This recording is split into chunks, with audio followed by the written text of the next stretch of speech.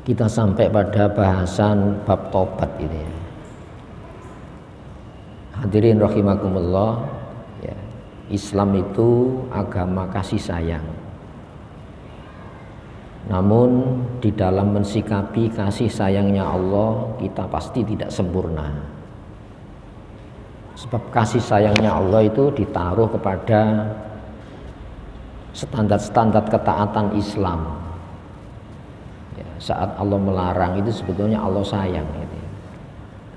Karena Allah tidak memetik bahaya saat manusia melanggar larangannya. Begitupun perintahnya, Allah tidak memetik keberuntungan atas perintah yang Allah perintahkan kepada kita. Semuanya itu kembali kepada manusia yang disayangi. Nah, sehingga hadirin rahimakumullah, nikmat kasih sayang inilah yang kita pasti tidak sempurna ya, melaksanakan tugas-tugas ibadah.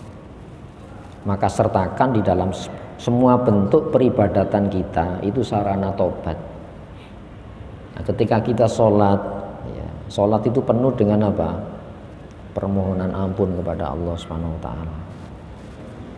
Nabiullah Ibrahim selesai membangun Ka'bah, beliau tidak minta ganti, tapi minta diterima. Rabbana taqabbal minna, ya Allah terimalah dari kami. Kemudian apa? Minta ditetapkan keislaman, keimanannya, begitu juga anak cucunya. Rabbana waj'alna muslimaini laka wa min dzurriyyatina. Ya Allah tetapkan jadikan kami dan putra saya Ibrahim dua orang muslim, juga wa min dzurriyyatina, seluruh anak cucu saya ya Allah jadikan muslim ya. Kemudian yang terakhir apa? Wa tub alaina innaka antat tawwabur rahim. Terimalah tobat kami ya Allah lewat pesen Ka'bah yang saya bangun ini. Kan tidak sempurna itu ya. Coba kalau kita lihat bangunan Ka'bah itu apa, ada ornamen ukiran, ada ya, batu ditata itu ya. Tapi itu apa? Pesanan Allah itu. Dikerjakan sendiri, dibantu putranya. Batunya diangkut-angkut sendiri, diangkat-angkat sendiri. Nah, itu dijadikan sarana supaya diterima, ditetapkan keislaman dan dijadikan sarana taubat. Maka masukkan ini ya, seluruh peribadatan kita itu dalam rangka apa? Mentobati nikmat yang tidak sempurna kita gunakan taat. Ya, kebanyakan nikmat itu kan dinikmati saja, ya. Lupa pembekalan pesannya. Sehingga yang seharusnya dengan nikmat itu jadi sayang, banyak nikmat jadi petaka di dalam kehidupan kita. Nah, di sini hadirin rahimakumullah, di dalam bab tobat ini ya, syarat dengan berita-berita dari Rasulullah Muhammad SAW. Nah, sekarang kita sampai pada hadis nomor 7 gitu ya.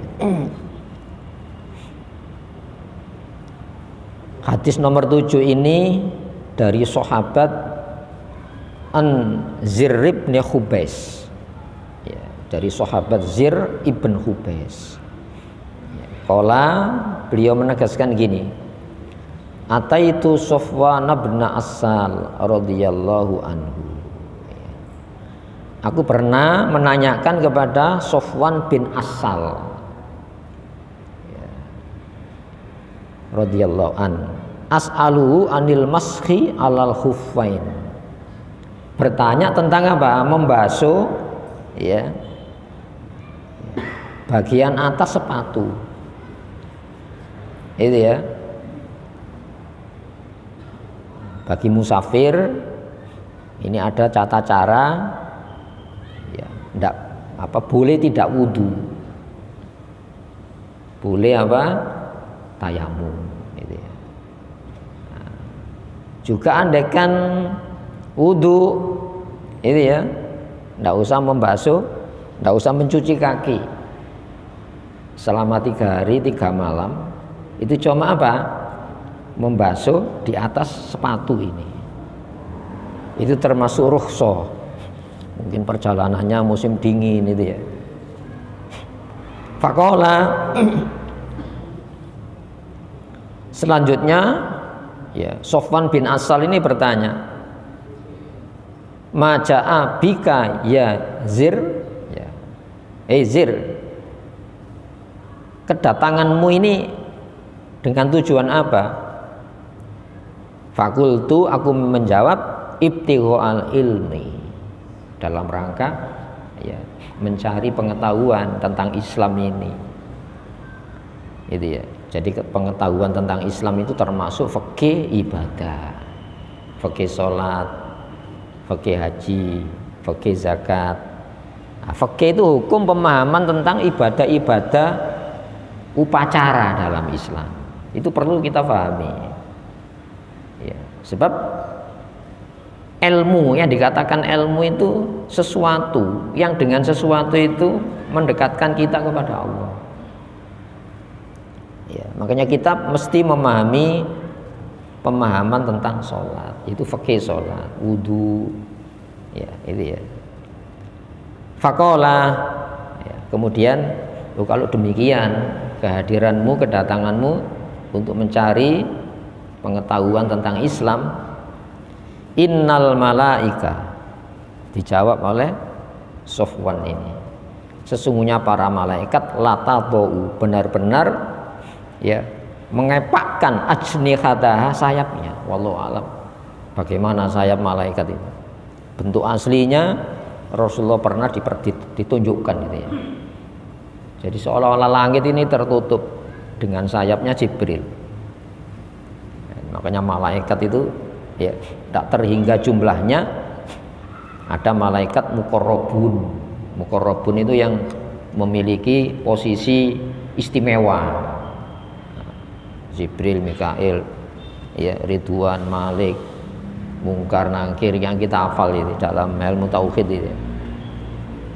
Itu malaikat-malaikat yang memiliki tugas-tugas mulia.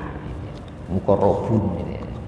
Bukan yang lainnya tidak mulia, ada keistimewaan khusus. Nah, di sini malaikat tidak terbatas. Jadi merendahkan sayapnya ini, litolibil ilmi, bagi penuntut ilmu. Ilmu apa ini? Ya ilmu tentang Islam ini. Kalau teknologi itu kifayah, belajar kedokteran. Tidak semua orang menguasai kedokteran. Tapi Muslim harus paham agamanya. Itu ya. Karena itu tidak bisa diwakilkan.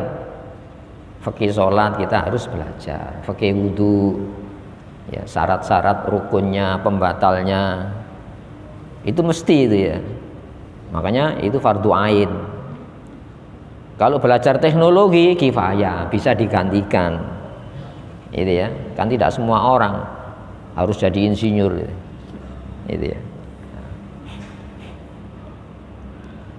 Kenapa malaikat melakukan sikap semacam itu? Ridhon, sebagai bentuk rela, hormat. Ridho itu perasaan senang. Itu ya. Ridho, setuju, bima yatlubu, berdasar ilmu yang dicarinya tadi. Makanya ngaji itu luar biasa ya, dalam riwayat seluruh binatang-binatang laut, darat itu mohonkan ampun bagi orang-orang yang mempelajari agamanya ya. Sampai di dalam Quran itu ya, syahidallahu annahu la ilaha illallah wal malaikatu wa ulul ilmi. Allah itu memberikan satu bentuk penegasan ridho Allah, para malaikat, dan orang-orang yang diberi ilmu. Jadi orang-orang ulul ilmi itu disejajarkan dengan apa? Ranking Allah tentang ridho tadi. Para malaikat, orang-orang yang menyandang ilmu. Hadirin yang rahimakumullah, innahu qad hakka fi sadri mashu alal khufain. Dia katakan gini, sesungguhnya saya ragu memang. Hakka fi sadri ini ada keraguan di dalam hati saya ini. Tentang apa? Mashu alal khufaini, membasuh di atas sepatu itu tidak usah dilepas. Bagi musafir yang berwudu tidak usah nyuci kaki, cuma dibasuh ini saja. Ya. Ba'dal ghaid wal bauli, setelah buang air maupun ya BAB. Nah, kalau wudu setelah itu bagi musafir otomatis kondisi mungkin tidak enak badan itu ya, atau cuaca tidak bersahabat, itu bisa tanpa melepas ya, sepatunya. Wa kunta, sedangkan engkau hei Sofwan ya, imro'an min ashabin Nabi SAW, termasuk seseorang sahabat Nabi. Berarti kamu tahu praktek Rasulullah SAW itu ya. Jadi antusiasme sahabat dulu itu menyebarkan ilmu. Ilmu yang dikatakan ilmu itu ilmu tentang pandangan hidup ya. Loh, kalau masalah wudhu saja pandangan hidup, bagaimana cara memandang wudhu? Oh, wudhu itu bukan sekedar upacara, itu cara pembersihan jiwa. Ini ya, kalau upacaranya kan mesti diketahui hukum fikihnya, tapi pesan-pesan wudhu itu harus ditangkap. Itu ya, orang yang berwudhu kata Rasulullah SAW keluar ya noda-noda dosa dari mana? Kelopak mata, dari celah-celah jari, ya, langkah kaki kemana, itu dibersihkan dengan wudhu. Dan itu bisa dibuktikan. Itu ya, orang-orang yang terbiasa berwudhu, terbiasa sholat, jiwanya ini tenang. Itu kenapa? Beban-beban di dalam batin ini luruh seiring luruhnya air-air wudhu. Itu ajaran kan ya. Ajaran itu pembekalannya. Wudhu itu apa sih? Kalau bagaimana wudhu sudah selesai. Tapi apa sih wudhu? Butuh pemahaman. Itu ya. Hadirin rahimakumullah, ya, membasuh kepala supaya pikiran-pikiran ini jernih. Itu ya. Nah, kalau diisi pikiran-pikiran kotor, itu bisa ruruh dengan apa? Berwudu. Makanya pikirannya jernih, apalagi dipakai sujud. Coba bayangkan 5 kali sehari. Sampai Rasulullah bertanya gini, kalau sahabat dulu kan bukan bertanya bagaimana, apa? Ya Rasulullah, akhbirni anil wudu. Rasulullah, beritahu aku tentang wudu. Apa sih wudu? Itu ya, penting kan ya. Kalau fikihnya iya, syarat rukun wudu itu ya, mana yang wajib, mana yang sunnah. Tapi sahabat bertanya itu, beritakan kepada aku apa sih wudu itu. Nah, Rasulullah memberikan ilustrasi gini, kalau di depan rumahmu itu ada sungai yang mengalir deras, jernih, itu ya, tanpa susut airnya. Kemudian kamu mandi 5 kali sehari, kamu bersih enggak ya? Ya bersih ya Rasulullah. Tilkal wudu, itulah wudu. Ya, yutahhirukum anidzunubi wal khotoya, membersihkan berbagai macam bentuk dosa yang itu mengendap di dalam batin. Ya, dan kesalahan-kesalahan yang tidak kau sengaja. Khotoh itu kan tidak sengaja, keliru. Tapi kalau dzunub kan kesalahan. Itu ya. Sebab polusi itu tidak mesti sengaja saya ngotori. Di dunia ini unsur kesengajaan tidak sengaja sama. Tidak sengaja ngotori kotor, apalagi ngotori kan itu. Ya. Dan ini kalau mengendap itu jadi beban-beban jiwa. Makanya angka bunuh diri yang paling banyak itu di negara-negara yang tidak mengenal tata cara Islam. Putus asa, depresi. Itu kan apa? Beban jiwanya terlalu kalut. Tidak menampung, meledak, mengakhiri hidup. Itu pentingnya wudu, pentingnya sholat itu ya. Jadi Rasulullah memberi pemahaman tidak saja bagaimana, tapi apa sih wudu, apa sih sholat, apa sih zakat. Itu penting, karena itu pembekalan. Ya. Faji'tu as'aluka, makanya aku datang menanyakan kepada engkau. Ya, dari dalam sejarah Islam itu sahabat, semeninggalnya sahabat itu bentuk perguruan-perguruan ilmu. Ya, sampai di Nusantara ini menyebarkan Islam. Ada perintahnya itu. Litundira ummal qura wa man haula. Dengan Al-Qur'an Islam ini supaya kau memberikan peringatan-peringatan yang memperingatkan. Jadi ajaran Islam itu membangun kesadaran. Peringatan ini kan bangun kesadaran. Ya. Mekah wa man haulaha dan sekitar Mekah sampai di Nusantara ini. Jadi Rasulullah menurut sejarawan Islam Buya Profesor Hamka. Jadi ketika Rasulullah wafat, Islam sudah di Nusantara ini. Dalam rangka apa? Ya menyebarkan ilmu ini. Sehingga tidak mungkin al yauma akmaltu lakum dinakum wa atmamtu alaikum nikmati wa raditu lakumul Islam madina. Itu turun sementara Islam belum menyebar seluruh bumi. Itu ya. Nah, hadirin rahimakumullah. Hal sami'tahu yadhkuru fi dzalika syai'an? Ya. Apakah kau mendengar Rasulullah menyebutkan ya fi dzalika tentang hal ini syai'an, sesuatu permasalahan? Nah, maka jawabnya sofan apa? Naam, iya. Karena ya'muruna, konon Nabi memerintahkan kami idza kunna safaron, ya, saat kami safar au musafiron atau au musafirin atau dalam kondisi bepergian, alla tanzi'a khifafana salasata ayyam, untuk tidak melepas sepatu-sepatu kami salasata ayyam 3 malam, walayalihinna, ya, sekalian malamnya, illa min janabatin, kecuali dikecualikan janabah. Kalau janabah memang mandi secara utuh sempurna, itu ya. Lakin min ghaitin wa baulin wa naumin, dikecualikan karena itu tadi BAB, ya, tertidur maupun karena apa? Ya, buang air kecil. Ini sudah bertanya tentang fikih, gitu ya. Berikutnya ini tentang ada hubungannya dengan ya modal yang mesti kita bawa dalam bab tobat ini.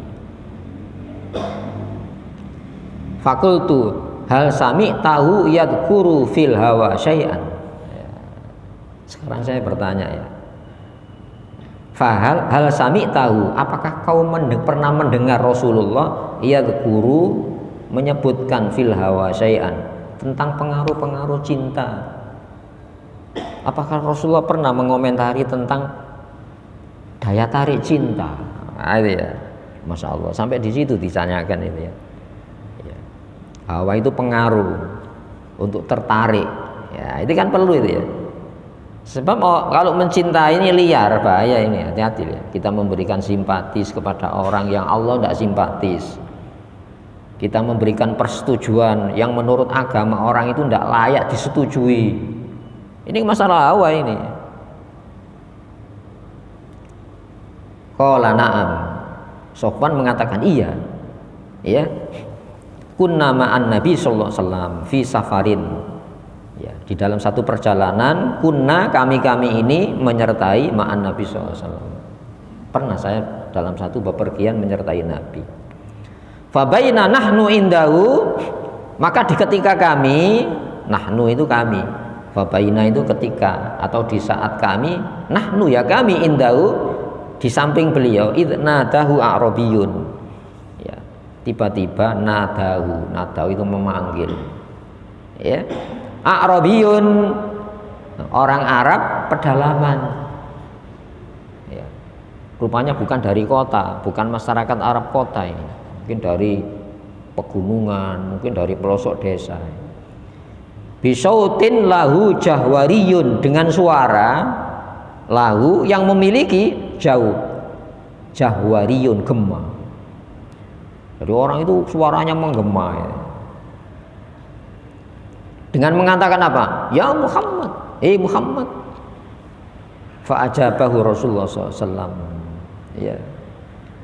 Fa'ajabahu, maka Rasulullah SAW menjawabnya.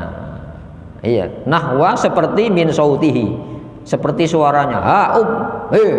Itu. Dengan Rasulullah kan harus ada etikanya ya. Ketika Rasulullah merespon semacam itu, seolah-olah Rasulullah tidak setuju. Bukan Rasulullah itu gila kehormatan, enggak. Rasulullah manusia yang paling dihormati langit bumi. Rasulullah itu yang dipercaya langit, yang dipercaya bumi. Rasulullah memberikan reaksi semacam ini seolah-olah gini, ngasih pelajaran dengan caranya. Itu ya, dengan caranya tentu. Seolah-olah gitu. Rasulullah kok reaksinya gitu. Itu ya. Fakulna lahu, maka kami para sahabat mengatakan kepada lahu, kepadanya. Nya siapa? Arab pedalaman tadi yang tidak sopan menegur Nabi tadi. Waihaka, celaka kamu. Ughud min sautik, rendahkan nada suaramu. Itu Quran itu ya.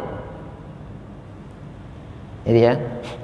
Ya ayyuhalladzina amanu, di antaranya apa? Wala tajhar lahu bil qauli. Jangan kau keraskan komunikasi suaramu dengan Nabi. Kajahri ba'dukum bi ba'din. Seperti halnya kau keraskan suaramu dengan sebagian yang lainnya. Itu ya, ya Rasulullah. Ya Rasulullah. Itu ya. Sampai kalau ditanya itu para sahabat tidak langsung. Allah wa Rasulu a'lam. Allah Rasul yang lebih tahu, saya nggak tahu apa-apa Nabi. Itu adab di hadapan Nabi. Itu ya. Nah, itu.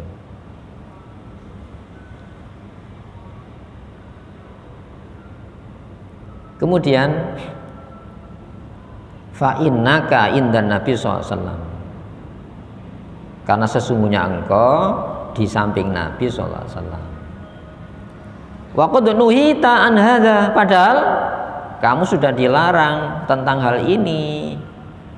Faqala, si Arab tadi mengatakan, wallahi demi Allah la ahdud.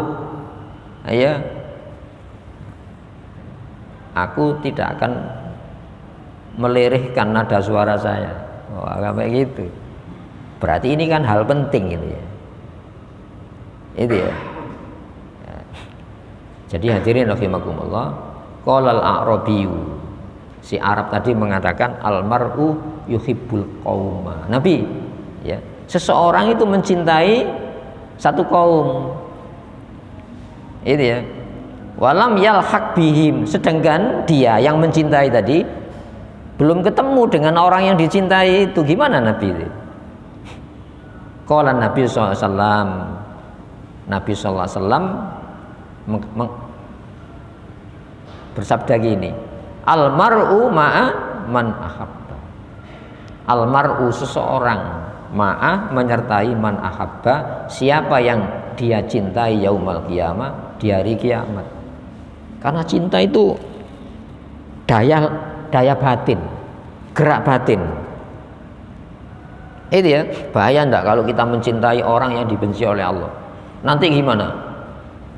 Simpatis kepada orang yang secara syariat melawan, gimana? Bahaya kan?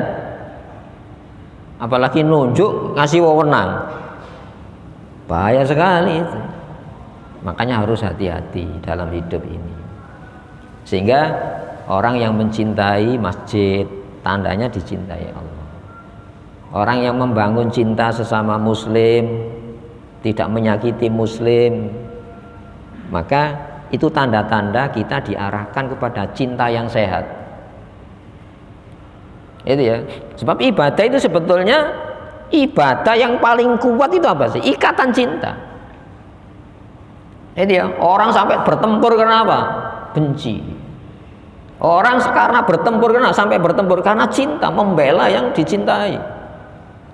Itu ya. Jadi ekspresi dalam tindakan-tindakan real nyatanya itu ekspresi cinta. Makanya Al-Quran menegaskan itu butuh standar cinta. Qul in kuntum tuhibbunallah Kalau memang benar ibadahmu itu dalam rangka mencari cintanya Allah, kenapa kamu menjauhi larangan Allah? Lu Allah itu melarang cinta kok. Masa tidak saya sambut dengan cinta? Itu ya. Lu kenapa kamu menjalani perintah Allah? Perintah Allah itu karena Allah cinta. Itu tidak ada yang lebih cinta kepada hambanya melebihi Allah. Allah memerintah itu tidak memetik untung. Justru karena cinta kamu diperintah. Itu supaya apa? Tumbuh perasaan cinta. Itu ya. Jadi perintah-perintah Allah itu karena Allah cinta perintah itu. Maka cintai yang dicintai Allah. Itu ya. Benci yang dibenci oleh Allah. Nah itu kalau sudah tumbuh dikasih oleh Allah. Itu ya. Wa'lamu anna fikum Rasulullah. Ketahuilah di tengah-tengah kamu itu ada Rasulullah. Rasulullah sudah wafat, tapi perintahnya kan masih ada, yang dibawa masih ada Al-Quran. Itu hebatnya umat Rasulullah. Peninggalnya masih ada, mukjizat abadinya masih ada Al-Quran ini.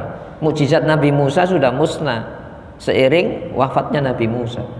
Tapi kita ini didampingi cinta, ya. Maka Qul in kuntum tuhibbunallah fattabi'uni, ikuti saya. Saya itu siapa? Rasulullah Muhammad. Nah, itu ya. Nah, nanti asalnya berat meninggalkan larangan. Nanti dikasih benci larangan, ringan. Asalnya berat menjalani perintah, nanti dikasih cinta kepada perintah, ringan. Kenapa sih kok berat? Karena ono cinta itu kan, meninggalkan larangan kok berat, sik seneng larangan. Tapi kalau sudah benci larangan, ndak usah diminta, melayu dewe. Itu masalah batin, itu daya tarik. Itu ya. Makanya walakinnallaha habbaba ilaikumul iman. Akan tetapi hanya Allah yang menjadikan kamu cinta kepada yakin tadi. Wa karraha ilaikumul kufra. Allah yang menjadikan kamu benci kufur. Kenapa meninggalkan kekufuran kok berat? Cintanya pada kufur. Itu nanti dikasih, itu daya itu ya. Makanya disebut hawa, daya tarik. Gitu ya. Makanya Rasulullah menegaskan ini. Lalu Nabi menjawab, almar'u ma'aman ahabba yaumal qiyamah. Sampai hari kiamat loh ini. Orang akan menyertai siapa yang paling dicintai sampai hari kiamat. Kalau salah letak, ini ya, maka kita punya ikatan cinta. Apa ikatan cinta yang paling kuat itu? Sayyidina Umar mengatakan gini, awsaqu urul Islam hubbu fillah wal bughdu fi. Ikatan cinta yang paling kuat di dalam Islam itu apa? Cinta dan benci dalam bingkai Allah. Asalnya naluria kan, cinta itu kan naluria, watak dasar itu ya. Ini liar, dikasih, salurkan bencimu kepada larangan Allah, salurkan cintamu pada perintah. Berat, kenapa kok berat? Itu masih naluria, tapi masih kuat, itu dikasih dari atasnya. Itu namanya cinta yang hidayah, benci yang hidayah. Jadi membenci itu sah, kalau memang itu dibenci oleh Allah. Seperti ada mencintai itu sah kalau itu dikasih izin cinta oleh Allah. Di mana izinnya? Perintah itu izin. Larangan itu izin meninggalkan, jangan. Perintah itu izin lakukan. Itu namanya izin syariat. Jadi ada cinta naluria, ada cinta yang hidayah. Itu ya. Nah, ini masalah-masalah hawa. Itu ya. Hawa itu pengaruh gitu ya. Kemudian famazala yuhadditsuna hatta dzakara baban min qibalil maghribi. Famazala itu senantiasa terus-terusan yuhadditsuna, Rasulullah menyampaikan berita ini kepada kami. Almar'u ma'aman ahabba, ya, yaumal qiyamah. Almar'u ma'aman ahabba yaumal qiyamah. Jadi diulang-ulang ya. Ini hatta hingga zakaro baban. Nah, ini ada hubungannya dengan bab tobat ini. Beliau menyebutkan satu pintu mingki balil maghribi, ya, dari arah barat. Masirota yang jarak tempuhnya ardihi yasiru raqib fi ardihi arba'ina au sab'ina aman. Yang andaikan seorang pengendara kuda itu menempuh ujung barat sampai timur ini dengan kuda yang ramping cekatan larinya, itu ditempuh dengan apa? 40 atau 70 tahun. Apa itu? Pintu tobat. Wallahu a'lam. Allah itu Masya Allah. Coba bayangkan ya, Allah itu apa? Tercederai dengan maksiatnya seluruh semesta ini. Enggak kan? Apakah Allah itu mendapatkan kehormatan dengan taatnya semesta ini? Enggak kan? Itu ya. Makanya Nabi Ibrahim itu dengan umatnya yang musyrik itu, in tu'adzibhum, kalau kamu siksa ya Allah, fa innahum ibaduka, itu hambamu, terserah engkau. Wa in taghfir lahum, tapi jika kau ampuni mereka itu ya Allah, fa innaka antal ghafurur rahim, engkau pengampun penyayang. Itu Nabi Isa pun demikian. Jadi umatnya Nabi Isa sing membantah itu, in tu'adzibhum fa innahum ibaduka, kalau kau siksa itu hambamu, terserah engkau. Wa in taghfir lahum fa innaka antal azizul hakim, jika kau berikan ampunan, engkau perkasa ya Allah.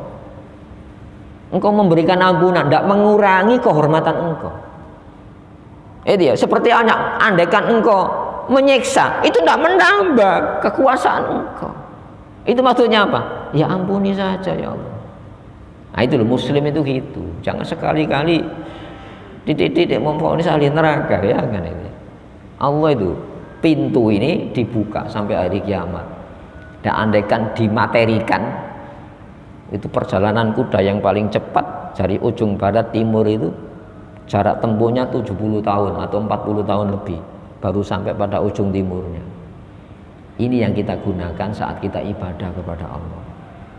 Kita mendatangi apa? Pintu-pintu ampunan Allah. Itu ya.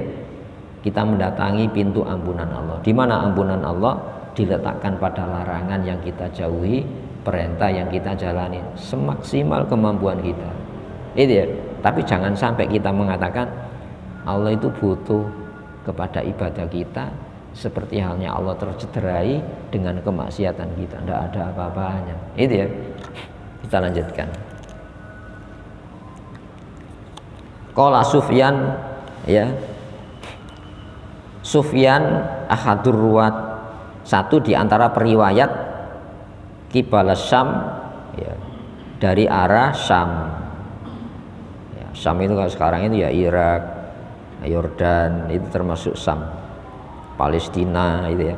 Khalaqahullahu ta'ala, yang Allah ciptakan pintu tobat itu ya, yauma khalaqas samawati wal ard, saat diciptakan langit bumi, maftuhan, yang terbuka, litaubati, bagi tobat, la yughlaqu, yang tidak ditutup pintu itu, hatta tatlu asyamsu minhu, sampai matahari terbit dari arah barat itu. Hadirin, Allah itu loh mengajak hubungan kita itu mesra. Lewat apa? Tobat. Jangan kita menunggu tobat saat berusaha. Rasulullah itu tobatnya apa? Masyhad tobatnya Nabi dalam Sayyidul Istighfar itu, Abu ulaka binikmatika alayya, aku bertobat ya Allah. Modal tobat saya apa ya Allah? Ya, binikmatika alayya, nikmat yang kau berikan kepada saya ini. Itu ya. Jadi nikmat-nikmat yang tak terhingga itu, yang mengingatkan Allah dengan yang melupakan Allah, banyak mana? Nah itu cukup loh ya. Kalau ditimbang nikmat melupakan Allah, melupakan pembekalan maksudnya. Nikmat yang dinikmati ditimbang banyak nikmat yang melupakan pembekalannya. Itu ya. Nikmat yang digunakan maksiat dengan nikmat yang digunakan taat, ditimbang banyak mana? Ayo. Itu tobatnya Nabi, Abu ulaka binikmatika alayya. Ya. Kemudian wa abu ubi dzambi, Aku bertobat karena dosa saya. Loh, Nabi dosa apa Nabi itu? Ya, bagi seorang nabi, satu nikmat tidak menambah cintanya kepada Allah itu dipandang dosa. Kalau kita kan enggak. Makanya tidak bisa dikalahkan nabi itu. Jangan sampai kita mengaku persis dengan nabi, apalagi ngungguli. Sampai nabi itu ada satu hubungan khusus dengan Allah. Ya. Ana ma'a rabbi sa'atan. Aku dan Allah punya waktu khusus. Ma wasa'ani rasulun nabiyun mursal au malakun muqarrab. Yang saat itu tidak bisa diganggu. Rasul sekalipun atau malaikat yang paling dekat tidak bisa ganggu saya. Itu hubungan apa itu? Ya hubungan taubat itu tadi. Oh, itu Rasulullah, itu ya. Makanya Rasulullah itu nanti yang diminta syafaat ya gitu. Itu ya, hadirin rahimakumullah. Itu Rasulullah itu menggunakan wa abu bi dzambi fa innahu la yaghfiru dzunuba illa anta. Itu ya. Jadi orang dekat itu lebih rumit. Orang dekat itu lebih rumit. Kalau umpamanya jenengan ya dipanggil ke istana negara, dijak ngomong presiden gini itu adab apa enggak ya? Oleh pampres mungkin diusir ya. Dijak ngomong presiden kadang-kadang gini, maaf ya gini. Apalagi rokokan gimana? Diundang di hadapannya. Coba bayangkan loh, ketika kita sholat, pikiran kita ini buruk sangka kepada Allah gimana? Ayo coba masuk masjid, di dalam benak kita ini ada semacam itu. Nah, kita bukan nabi, tidak dinilai itu. Tapi bagi seorang nabi merasa tidak pantas saya ini ya Allah. Itu ya. Nah, di sini hadirin rahimakumullah, itu modal tobat sayyidul istighfar. Itu tafsirnya ya, leluhurnya. Ya.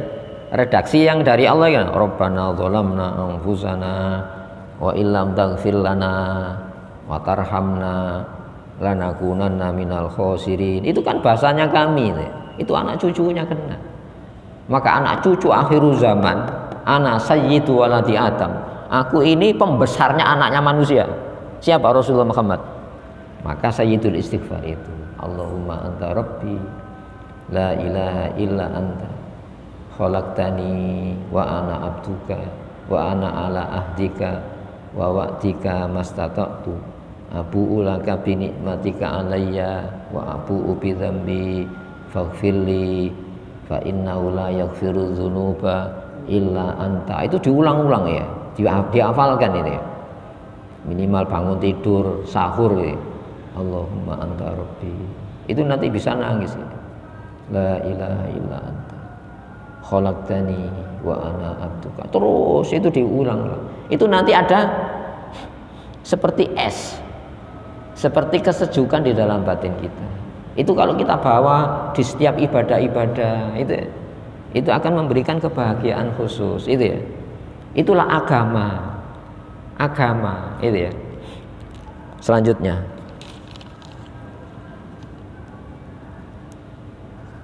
jadi kali ini tentang pembunuhan ya 99 ya.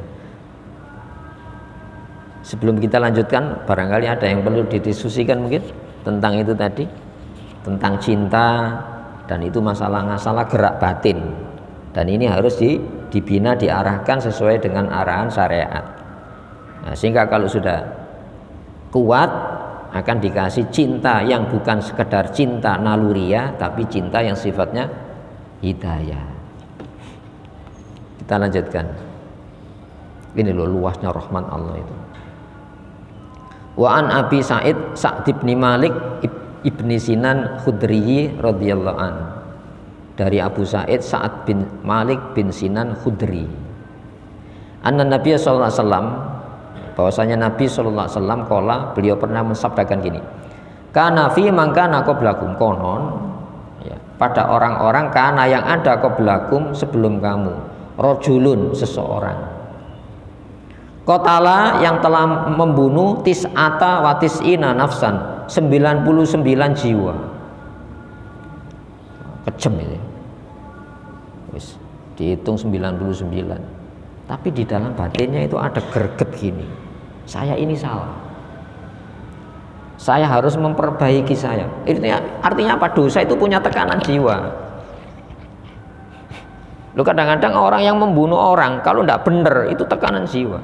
Tentara Israel hari ini itu sampai para psikiaternya ke luar negeri semuanya. Kenapa? Tidak mau melayani ya tentara-tentara yang punya beban-beban psikis karena pembunuhan di jalur Gaza itu. Sampai ada yang gila kan? Itu mata ini menungso, jangan dipikir biasa itu. Jadi anak meledak sampai apa? Mencari tahu. Fasa'ala, maka dia bertanya, an a'lami ahlil ardi, tentang orang yang paling tahu ilmu agama. Ahlil ardi, penduduk negeri itu. Fadulla ala rohibin, maka dia dikasih petunjuk kepada seorang rahib. Ya, rohib itu ahlul ibadah. Ya, di antara umat-umatnya nabi-nabi Bani Israil. Fa'adahu, maka dia mendatanginya. Faqala, kemudian dikatakan, innahu qad qatala tis'ata wa tis'ina nafsan, sesungguhnya dia telah melakukan pembunuhan 99 jiwa. Fahallahu min taubatin, maka apakah dia mempunyai min taubatin, jenis pertobatan? Apakah dia masih memiliki cara tobat? Itu ya. Kalau seorang ya mungkin ini 99 ya. Ya.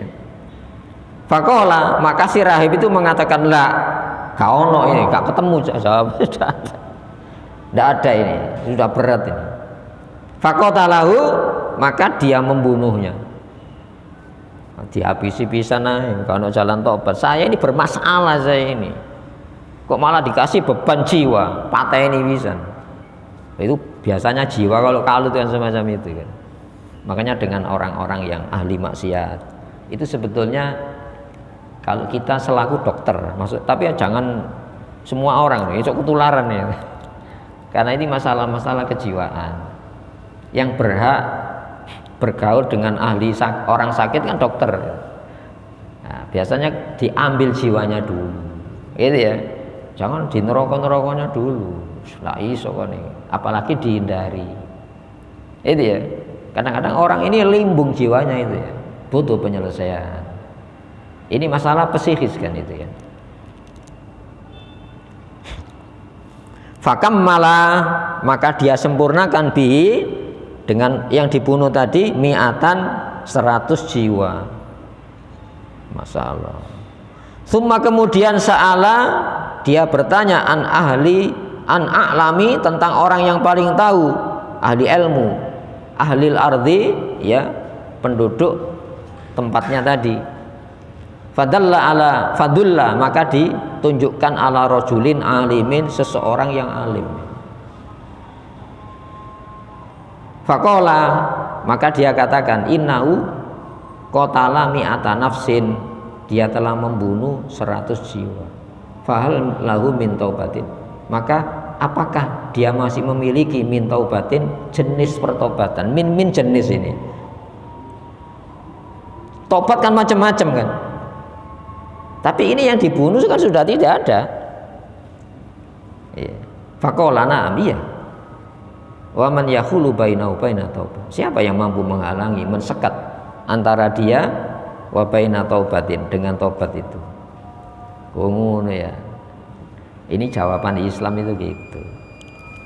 Orang yang hidupnya katakan 100 tahun ya, kelam menjelang ajal, tobat dengan syahadat, itu ya, karena orang kafir ya, katakan 100 tahun masuk Islam, al-Islamu yahdimu ma qablahu, Islam itu menghapus kesalahan sebelum Islam, itu ya. Oh, itu acara Allah. Nah, makanya man yahulu bainahu wa baina taubah, siapa yang mampu menghalangi antara dia dengan tobat. Nah, di sini hadirin rahimakumullah, apa yang kita gunakan itu tadi ketika kita bertobat, betapa nikmat yang tidak terhingga dari yang tidak terhingga itu sedikit sekali yang mengarahkan kita kepada taat kepada Allah. Apalagi dosa-dosa itu ya. Sudah Isya ini. Insya Allah kita lanjutkan pada kesempatan ya berikutnya. Mari kita berdoa pada Allah Subhanahu wa taala. Allahumma shalli wa sallim wa barik ala Muhammad wa ala ali Muhammad. Walhamdulillahi rabbil alamin. Rabbana zalamna anfusana wa illam taghfir lana wa tarhamna lanakunanna minal khasirin. Allahumma anta rabbuna la ilaha illa anta khalaqtana wa nahnu ala ahdika wa wa'dika mastata'na nabu'u laka bi nikmatika alaina wa nabu'u bi dzambina faghfir lana fa innahu la yaghfiru dzunuba illa anta. Rabbana hab lana min azwajina wa dhurriyyatina qurrata a'yun waj'alna lil muttaqina imama. Rabbana atina min ladunka rahmah wa hayyi' lana min amrina rasyada. Rabbana atina fid dunya hasanah wa fil akhirati hasanatan wa qina adzabannar. Subhana rabbika rabbil izzati amma yasifun wa salamun alal mursalin alhamdulillahi rabbil alamin. Assalamualaikum warahmatullahi wabarakatuh.